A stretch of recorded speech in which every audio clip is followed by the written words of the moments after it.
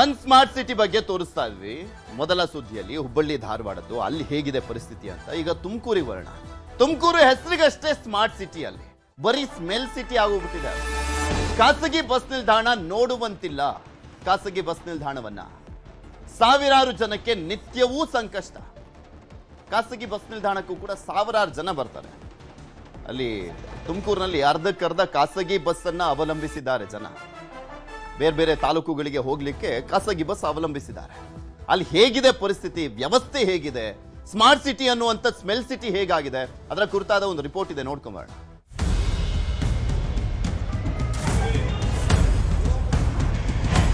ಪ್ರಯಾಣಿಕರಿಗೆ ಇಲ್ಲದಿದ್ದು ಕಿರುಕುಳಗಳು ಉಂಟಾಗ್ತಾ ಇದೆ.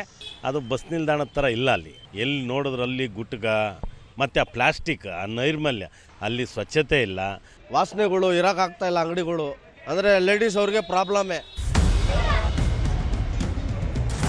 ತುಮಕೂರು ಜಿಲ್ಲೆಯ ವಿವಿಧ ತಾಲೂಕುಗಳಿಗೆ ಹಾಗೂ ಹೊರ ಜಿಲ್ಲೆಗಳಿಗೆ ಸಂಪರ್ಕ ಕಲ್ಪಿಸುವ ಈ ಖಾಸಗಿ ಬಸ್ ನಿಲ್ದಾಣಕ್ಕೆ ಪ್ರತಿದಿನ ಸಾವಿರಾರು ಸಂಖ್ಯೆಯಲ್ಲಿ ಪ್ರಯಾಣಿಕರು ಮತ್ತು ವಿದ್ಯಾರ್ಥಿಗಳು ಆಗಮಿಸುತ್ತಾರೆ. ಆದರೆ ಇಲ್ಲಿ ಕಾಲಿಟ್ರೆ ಸಾಕು ನಿಮಗೆ ಸ್ವಾಗತ ಕೋರೋದು ಗಬ್ಬು ವಾಸನೆ ಮತ್ತು ಎಲ್ಲೆಂದರಲ್ಲಿ ಹರಡಿರುವ ಕಸದ ರಾಶಿ. ಇಲ್ಲಿನ ಪ್ರಯಾಣಿಕರ ಆರೋಗ್ಯಕ್ಕೆ ಯಾವುದೇ ಸುರಕ್ಷತೆ ಇಲ್ಲದಂತಾಗಿದೆ. ಬಸ್ ನಿಲ್ದಾಣದ ಶೌಚಾಲಯಗಳ ಸ್ಥಿತಿಯಂತೂ ಹೇಳತೀರದು. ಇಲ್ಲಿನ ಶೌಚಾಲಯಕ್ಕೆ ಹೋದ್ರೆ ಸಾಂಕ್ರಾಮಿಕ ರೋಗಗಳು ಹರಡೋದು ಗ್ಯಾರಂಟಿ. ಬಸ್ ನಿಲ್ದಾಣದ ಈ ಅವ್ಯವಸ್ಥೆಗೆ ಅಲ್ಲಿನ ಅಂಗಡಿ ಮತ್ತು ಹೋಟೆಲ್ ಮಾಲೀಕರೇ ಕಾರಣ ಎಂಬ ಆರೋಪ ಕೇಳಿ ಬರ್ತಿದೆ. ಹೋಟೆಲ್ಗಳಲ್ಲಿ ಉಳಿದ ಕೊಳೆತ ಆಹಾರ ಮತ್ತು ಪ್ಲಾಸ್ಟಿಕ್ ತ್ಯಾಜ್ಯವನ್ನೆಲ್ಲ ಬಸ್ ನಿಲ್ದಾಣದ ಆವರಣದಲ್ಲೇ ಸುರಿಯಲಾಗ್ತಿದೆ. ಇದರಿಂದಾಗಿ ಇಡೀ ನಿಲ್ದಾಣ ಗಬ್ಬು ನಾರ್ತಿದೆ. ನಮ್ಮ ತುಮಕೂರು ಜಿಲ್ಲೆಯ ಖಾಸಗಿ ಬಸ್ ನಿಲ್ದಾಣದಲ್ಲಿ ಬೆಟ್ಟದಷ್ಟು ಸಮಸ್ಯೆಗಳು ಕಾಡ್ತಾ ಇದೆ. ಪ್ರಯಾಣಿಕರು ಕುತ್ಕಂಬ್ಲೆ ಅಂತ ಅವೆಲ್ಲ ಚೇರುಗಳು ಮುರಿದೋಗಿದೆ. ಮತ್ತೆ ಅಲ್ಲೇ ಪಕ್ಕದಲ್ಲಿ 2 ಬಾರ್ಗಳಿದೆ. ನೈಟ್ 9 ಗಂಟೆ ಆದಮೇಲೆ ಎಷ್ಟು ಅಸಭ್ಯವಾಗಿ ಕುಡಿದಿರೋರು ಅಲ್ಲಿ ವರ್ತನೆಗಳು ಮಾಡ್ತಾರೆ ಅಂದರೆ ಬಹಳ ಅಸಭ್ಯವಾಗಿ ವರ್ತನೆ ಮಾಡ್ತಾರೆ. ಪ್ರಯಾಣಿಕರಿಗೆ ಇಲ್ಲದಿದ್ದು ಕಿರುಕುಳಗಳು ಉಂಟಾಗ್ತಾ ಇದೆ. ಈ ಸಂಬಂಧಪಟ್ಟಂತಹ ಜಿಲ್ಲಾ ಉಸ್ತುವಾರಿಗಳಿಗೆ ನಾವು ರಿಕ್ವೆಸ್ಟ್ ಮಾಡ್ಕೊಳ್ಳೋದೇನೆಂದರೆ ಖಾಸಗಿ ಬಸ್ ನಿಲ್ದಾಣದಲ್ಲಿರುವಂತಹ ಸಮಸ್ಯೆಗಳು ಬಗೆಹರಿಸ್ಕೊಡ್ಬೇಕು. ಅದು ಬಸ್ ನಿಲ್ದಾಣದ ಥರ ಇಲ್ಲ. ಅಲ್ಲಿ ಎಲ್ಲಿ ನೋಡಿದ್ರಲ್ಲಿ ಗುಟ್ಕ, ಬೀಡಿ, ಸಿಗರೇಟು, ಆಮೇಲೆ ಎಣ್ಣೆ ಪ್ಯಾಕೆಟ್ಗಳು, ಎಣ್ಣೆ ಡಬ್ಬಿ, ಈ ವೈನ್ ಡಬ್ಬಿಗಳು ಬರೀ ಅವೇ ಚೆಲ್ಲಾಡ್ತವೆ. ಮತ್ತು ಆ ಪ್ಲಾಸ್ಟಿಕ್, ಆ ನೈರ್ಮಲ್ಯ ತಿಂದು ಅಲ್ಲೇ ಬಿಸಾಕಿರ್ತಾರೆ, ಅಲ್ಲೇ ಉಗ್ದಿರ್ತಾರೆ. ಅಲ್ಲಿ ಸ್ವಚ್ಛತೆ ಇಲ್ಲ. ಅಲ್ಲಿನ ಅಂಗಡಿ ಮಾಲೀಕರು ಬೇಜವಾಬ್ದಾರಿ ಥರನೋ, ಅಲ್ಲಿಗೆ ಬರ್ತಕ್ಕಂಥ ಖಾಸಗಿ ಬಸ್ಗಳು ಬೇಜವಾಬ್ದಾರಿ ಥರನೋ, ಏನು ಮಹಾನಗರ ಪಾಲಿಕೆ ಆಡಳಿತ ಇದೆ ಅವ್ರು ಬೇಜವಾಬ್ದಾರಿ ಥರನೋ ಅಥವಾ ನಿರ್ಲಕ್ಷ್ಯತನೋ ಗೊತ್ತಿಲ್ಲ. ಆದಷ್ಟು ಬೇಗ ಏನು ಸಂಬಂಧಪಟ್ಟ ಇಲಾಖೆಗಳು ಯಾವ್ಯಾವ ಇದ್ದಾವೆ ಅವೆಲ್ಲ ಸೇರ್ಕೊಂಡು ಖಾಸಗಿ ಬಸ್ ನಿಲ್ದಾಣವನ್ನು ಸ್ವಚ್ಛಗೊಳಿಸ್ತಕ್ಕಂಥದ್ದು. ಇವರು ಬೇಜವಾಬ್ದಾರಿತನ ಎಲ್ಲರ ಆರೋಗ್ಯದ ಮೇಲೆ ಅದ್ರ ಪರಿಣಾಮ ಬೀರ್ತಾ ಇದೆ. ದಯಮಾಡಿ ಸಂಬಂಧಪಟ್ಟ ಇಲಾಖೆ, ಮಹಾನಗರ ಪಾಲಿಕೆ ಎಚ್ಚೆತ್ಕೋಬೇಕು. ಹಗಲು ಹೊತ್ತಿನಲ್ಲೇ ಇಲ್ಲಿ ವೇಶ್ಯಾವಾಟಿಕೆ ಜಾಲ ಸಕ್ರಿಯವಾಗಿದೆ ಎಂಬ ದೂರುಗಳಿವೆ. ಅಧಿಕಾರಿಗಳ ಕಣ್ಮುಂದೆಯೇ ಇಷ್ಟೆಲ್ಲ ನಡೀತಾ ಇದ್ರೂ ಕೇಳೋರಿಲ್ಲ, ನೋಡೋರೂ ಇಲ್ಲದಂತಾಗಿದೆ. ಮಹಾನಗರ ಪಾಲಿಕೆಯ ಮಹನೀಯರು ಬಸ್ ನಿಲ್ದಾಣದ ಆವರಣದಲ್ಲೇ 2 ಬಾರ್ಗಳಿಗೆ ಅನುಮತಿ ನೀಡಿದ್ದಾರೆ. ಇದರ ಫಲವಾಗಿ ಕುಡುಕರು ಎಲ್ಲಂದರಲ್ಲಿ ಕುಡಿದು ಬಿದ್ದಿರ್ತಾರೆ. ಇಲ್ಲಿ ಬಸ್ ಸ್ಟ್ಯಾಂಡಲ್ಲಿ ಏನು ಪ್ರಾಬ್ಲಮ್ ಅಂದರೆ ಅಂಗಡಿಯವರು ಕಸ ಅಲ್ಲೇ ಮುಂದೆ ಹಾಕ್ಕೊಳ್ತಾರೆ. ಚರಂಡಿಗಳು ಕ್ಲೀನ್ ಮಾಡಲ್ಲ. ವಾಸನೆಗಳು ಇರೋಕ್ಕಾಗ್ತಾ ಇಲ್ಲ. ಅಂಗಡಿಗಳು ಅಂದರೆ ಲೇಡೀಸ್ ಅವ್ರಿಗೆ ಪ್ರಾಬ್ಲಮ್ಮೇ. ಹುಡುಗರು ಇರ್ತಾರೆ, ಕುಡಿದು ಏನೇನೋ ಲೇಡೀಸ್ ಅವ್ರಿಗೆ ಪ್ರಾಬ್ಲಮ್ ಕೊಡೋದು. ಇದು ಇಲ್ಲಿ ವ್ಯವಸ್ಥೆ ಮಾಡಬೇಕು ಪೊಲೀಸ್ ಅವ್ರದ್ದು. ಇಲ್ಲಿ ಲೇಡೀಸ್ಗೆ ತುಂಬ ಪ್ರಾಬ್ಲಮ್ ಐತೆ ಇಲ್ಲಿ ಸಿವಿಲ್ ಬಸ್ ಸ್ಟ್ಯಾಂಡಲ್ಲಿ. ಸ್ಮಾರ್ಟ್ ಸಿಟಿ ಅಂತ ಕೋಟಿ ಹಣ ಖರ್ಚು ಮಾಡುವ ಅಧಿಕಾರಿಗಳಿಗೆ ಈ ಬಸ್ ನಿಲ್ದಾಣದ ಅಧ್ವಾನಗಳು ಕಾಣ್ತಿಲ್ವೇ?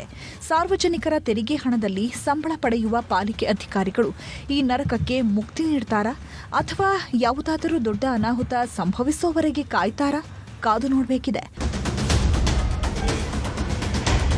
ವಿಠಲ್ ಕುಮಾರ್, ನ್ಯೂಸ್ 18, ತುಮಕೂರು. ಮೂಗ್ ಮುಚ್ಕೊಂಡು ಓಡಾಡಬೇಕು, ಗಬ್ಬೆದ್ ನಾರ್ತಾ ಇದೆ ಖಾಸಗಿ ಬಸ್ ನಿಲ್ದಾಣ. ಇದ್ರ ಬಗ್ಗೆ ಇನ್ನಷ್ಟು ಮಾಹಿತಿಯನ್ನ ಪಡ್ಕೊಳ್ತಾ ಹೋಗೋಣ. ನಮ್ಮ ತುಮಕೂರಿನ ಪ್ರತಿನಿಧಿ ವಿಠಲ್ ನಮ್ಮ ಜೊತೆ ನೇರ ಸಂಪರ್ಕದಲ್ಲಿ ಜಾಯ್ನ್ ಆಗಿದ್ದಾರೆ. ವಿಠಲ್, ಇದು ಸ್ಮಾರ್ಟ್ ಸಿಟಿನ ಸ್ಮೆಲ್ ಸಿಟಿನ ಅಂತ? ಖಾಸಗಿ ಬಸ್ ನಿಲ್ದಾಣದಲ್ಲಿ ಎಲ್ಲವೂ ಸಮಸ್ಯೆನೆ, ನೆಟ್ಗಿರೋದಾದ್ರೂ ಏನು ಅಂತ ಇದು ಕಾಣಿಸ್ತಾನೆ ಇಲ್ವಾ ಅಲ್ಲಿರುವಂತ ಪಾಲಿಕೆ ಆಯುಕ್ತರುಗಳಿಗೆ, ಅಲ್ಲಿನ ಕಾರ್ಪೊರೇಟರ್ಗಳಿಗೆ ಅಥವಾ ಸ್ಮಾರ್ಟ್ ಸಿಟಿ MDಗೆ? ಪೃಥ್ವಿ, ನಿಜಕ್ಕೂ ಏನು ತುಮಕೂರು ನಗರದ ಹೃದಯ ಭಾಗದಲ್ಲಿರುವಂತಹ ಈ ಖಾಸಗಿ ಬಸ್ ಸ್ಟ್ಯಾಂಡ್ ಏನಿದೆ, ಇದು ಏನು ತುಮಕೂರು ಸ್ಮಾರ್ಟ್ ಸಿಟಿ ವ್ಯವಸ್ಥೆಗೆ ಒಂದು ಕಪ್ಪು ಚುಕ್ಕೆ ಅಂತಾನೆ ಹೇಳ್ಬೋದು. ಯಾಕಂದ್ರೆ ಇಲ್ಲಿ ಬಹುತೇಕ ಪ್ರಾಮಾಣಿಕವಾಗಿ ಇಲ್ಲಿ ಖಾಸಗಿ ಬಸ್ ಠಾಣೆ ಏನು ಖಾಸಗಿ ಬಸ್ ಸ್ಟ್ಯಾಂಡ್ ನಲ್ಲಿ ಇರ್ತಕ್ಕಂತ ಅಂಗಡಿ ಮಾಲೀಕರಾಗಿರ್ಬೋದು ಮತ್ತೆ ಸಣ್ಣ ಪುಟ್ಟ ಹೋಟೆಲ್ಗಳಾಗಿರ್ಬೋದು ಅವ್ರದಿಂದನೇ ಸುಮಾರು 75% ಇಲ್ಲಿ ಹಾಳಾಗ್ತಿದೆ ಅಂತಾನೆ ಹೇಳ್ಬೋದು. ಯಾಕಂದ್ರೆ ಅವರು ಬೆಳಿಗ್ಗೆಯಿಂದ ಮಾಡಿದ್ದು ಏನು ಪದಾರ್ಥ ಏನಿರುತ್ತೆ ಅದನ್ನ ಮಿಕ್ಕದಂತ ಪದಾರ್ಥನ ಅಲ್ಲೇನೆ ಬಸ್ಗಳು ನಿಲ್ಲುವಂತ ಜಾಗಕ್ಕೆ ಮೂಲೆಗೆ ನಿಲ್ತಾ ಇರ್ತಕ್ಕಂಥದ್ದು. ಜೊತೆಗೆ ಮೊಬೈಲ್ ಅಂಗಡಿಗಳಾಗಿರ್ಬೋದು, ಚಪ್ಪಲಿ ಅಂಗಡಿಗಳಾಗಿರ್ಬೋದು, ಇವರೆಲ್ಲ ಏನು ಬಾಕ್ಸ್ ಗಳನ್ನ ಮಿಕ್ಕದಂತ ಬಾಕ್ಸ್ಗಳು ಮತ್ತೆ ಹಳೆ ಚಪ್ಪಲ್ಗಳನ್ನೆಲ್ಲ ಅಲ್ಲೇ ಎಸಿತಾ ಇರ್ತಕ್ಕಂಥದ್ದು. ಜೊತೆಗೆ ಏನು ಅಲ್ಲೇ ಒಂದು ಬಸ್ ಸ್ಟ್ಯಾಂಡ್ ನಲ್ಲೇ ಒಂದು ಸ್ಮಾಲ್ ಗ್ಯಾರೇಜ್ ಅನ್ನ ಇದು ಖಾಸಗಿ ಬಸ್ ಅವರೆಲ್ಲ ಸೇರಿ ಅಲ್ಲಿ ಓಪನ್ ಮಾಡಿರ್ತಕ್ಕಂಥದ್ದು. ಅಲ್ಲಿ ಸುಮಾರು ಅಲ್ಲೂ ಕೂಡ ಸಾಕಷ್ಟು ರೀತಿಯಲ್ಲಿ ಆಯಿಲ್ ಸೋರಿಕೆ ಆಗಿ ಜೊತೆಗೆ ತುಂಬಾ ಸ್ಮೆಲ್ ಆಗಿ ಅಲ್ಲಿ ಪರಿವರ್ತನೆ ಆಗಿರ್ತಕ್ಕಂಥದ್ದು. ಅಲ್ಲಿ ಪ್ರಯಾಣಿಕರಂತೂ ಯಾರು ಕೂಡ ಇನ್ನು ಆರೋಗ್ಯವಂತವಾಗಿ ಅಲ್ಲಿ ಓಡಾಡೋದಕ್ಕೆ ಸಾಧ್ಯ ಇಲ್ಲ. ಯಾಕಂದ್ರೆ ಅಲ್ಲಿ ಬರುವಂತ ಒಂದು ಏನು ದುರ್ನಾತ ಏನಿದೆ ಹಲವು ಸಾಂಕ್ರಾಮಿಕ ರೋಗಗಳಿಗೆ ಅದು ಎಡೆ ಮಾಡ್ಕೊಡ್ತಿದೆ. ಇನ್ನೊಂದು ಪ್ರಮುಖವಾಗಿ ಏನು ಪಾಲಿಕೆಯವರ ಮಹಾ ಎಡವಟ್ಟಿನ ಕೆಲಸ ಏನಂದ್ರೆ ಇನ್ನು ತುಮಕೂರು ಖಾಸಗಿ ಬಸ್ ಸ್ಟ್ಯಾಂಡ್ ಮೇಲೆ 2 ಬಾರ್ಗಳಿಗೆ ಅವರು ಅನುಮತಿಯನ್ನ ಕೊಟ್ಟಿರ್ತಕ್ಕಂಥದ್ದು. ಅಂದ್ರೆ ಸುಮಾರು ಈಗಿನ ಪಾಲಿಕೆ ಅಧಿಕಾರಿಗಳನ್ನ ಕೇಳಿದ್ರೆ ನಮ್ಮ ಕಾಲದಲ್ಲಿ ಆಗಿಲ್ಲ, ಇದು ಬೇರೆ ಕಾಲದಲ್ಲಿ ಆಗಿರ್ತಕ್ಕಂಥದ್ದು ಅಂತ ಹೇಳಿ ಅವರು ಇನ್ನು ಕ್ಯಾಮ್ರಾ ಮುಂದೆ ಮಾತಾಡೋದಕ್ಕೆ ಅವರು ಹಿಂದೇಟಾಗ್ತಾ ಇರ್ತಕ್ಕಂಥದ್ದು. ಅಲ್ಲಿ ಏನು 2 ಬಾರ್ ಇರೋದ್ರಿಂದ ಪ್ರತಿನಿತ್ಯ ಅಲ್ಲಿ ಕುಡುಕರ ಹಾವಳಿ ಜಾಸ್ತಿ ಆಗಿದೆ ಅಂತಾನೆ ಹೇಳ್ಬೋದು. ಸಂಜೆ 6 ಗಂಟೆವರೆಗೂ ಒಂದ್ ರೀತಿ ಬಸ್ ಸ್ಟ್ಯಾಂಡ್ ಆಗಿದೆ, ಸಂಜೆ 6 ಗಂಟೆ ಮೇಲೆ ಅಲ್ಲಿ ಬೇರೆ ತಿರುಗದಂತೆ ಒಂದು ಬಸ್ ಸ್ಟ್ಯಾಂಡ್ ಕಾಣ್ಸಿಗುತ್ತೆ. ಇನ್ನೊಂದು ಪ್ರಮುಖವಾದ ಅಂಶ ಏನಂದ್ರೆ ಅಲ್ಲಿ ಡೇ ಟೈಮು ಕೂಡ ಅಲ್ಲಿ ಏನು ಕೆಲವೊಂದು ಮಹಿಳೆಯರು ಏನೋ ಬೇಕಾಬಿಟ್ಟಿಯಾಗಿ ವರ್ತನೆ ಮಾಡ್ತಕ್ಕಂಥದ್ದು, ಜೊತೆಗೆ ಹೆಣ್ಣು ಮಕ್ಕಳಿಗೆ ಸಮಸ್ಯೆ ಮಾಡ್ತಾ ಇರ್ತಕ್ಕಂಥದ್ದು ಅಲ್ಲಿ ಕಂಡು ಬರ್ತಾ ಇರ್ತಕ್ಕಂಥದ್ದು. ಜೊತೆಗೆ ಏನು ಪೊಲೀಸ್ ಇಲಾಖೆ ಕೂಡ ಅಲ್ಲಿ ಒಬ್ಬರು ಮೆನ್ನನ್ನ ಅಲ್ಲಿ ಹಾಕಬೇಕು, ಯಾಕಂದ್ರೆ ಇಲ್ಲಿ ಅಕ್ರಮ ಚಟುವಟಿಕೆಗಳು ಜಾಸ್ತಿ ಆಗ್ತವೆ. ಜೊತೆಗೆ ಏನು ಅಲ್ಲಿ ಬಸ್ ಸ್ಟ್ಯಾಂಡ್ ನಲ್ಲಿ ಬರ್ತಕ್ಕಂಥ ಪ್ರಯಾಣಿಕರನ್ನ ಬಸ್ಗೆ ಹತ್ತಿಸ್ಕೊಳ್ಳೋ ಅಂತ ಒಂದು ಪೈಪೋಟಿ ಮೇಲೆ ಬಸ್ನ ಪ್ರಯಾಣಿಕರ ಮೇಲೆ ಒಂದು ಹಲ್ಲೆ ಮಾಡುವಂತ ಸಾಧ್ಯತೆ ಇದೆ. ಹೀಗಾಗಿ ಪೊಲೀಸ್ನವರು ಇಲ್ಲಿ ಒಬ್ರು ಬರ್ಬೇಕು ಅಂತ ಹೇಳಿ ಅವರು ಏನು ಬಸ್ ಸ್ಟ್ಯಾಂಡ್ ನಲ್ಲಿರೋ ಕೆಲವು ವ್ಯಕ್ತಿಗಳು ಕೇಳ್ತಾ ಇರ್ತಕ್ಕಂಥದ್ದು.